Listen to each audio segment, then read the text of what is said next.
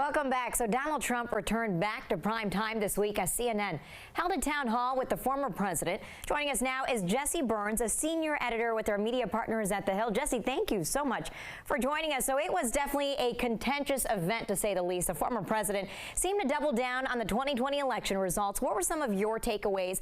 And is this the same Donald Trump we saw in 2016? Well, thanks for having me, Tasmin. Yeah, it was definitely a huge night. Of course, we're going to see big ratings for that town hall. And it was a largely friendly audience there in New Hampshire for the former president. And we saw him kind of ticking through the greatest hits. We saw him talking about Ukraine, refusing to call Putin a serial killer there in Ukraine.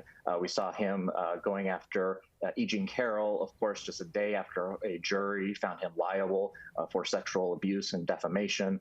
We saw him refusing to rule out signing a national abortion ban.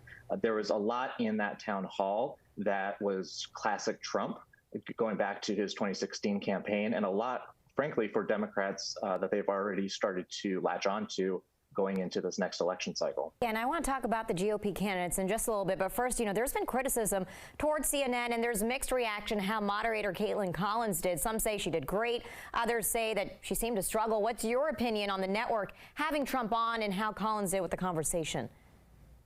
Well, certainly an experienced interviewer, it is very difficult. I think a lot of network news anchors and interviewers across the board would acknowledge that someone in that position, it's a very difficult thing to try to do. Trump is an experienced interviewer. He knows how to command an audience, not only the audience there in town hall, but the nation that's watching on television. And, the GOP debates, which are their own kind of, rolling events that happen the last couple of cycles that we've seen. He has an ability to, go after the interviewer in a way that his supporters really enjoy. They like seeing him kind of stoke those fires when it comes to mainstream media, when it comes to, personalities in media. And so it's certainly, a tricky situation for anyone in that role trying to, try to hold him accountable and get him to answer questions on a variety of topics that have huge ramifications, not only this year, but for years to come. Yeah, and last question, Jesse. How do you think this town hall shapes a race for those who will rival Trump in 2024? Does a former president have a better or worse chance of becoming the Republican nominee, in your opinion, in 2024?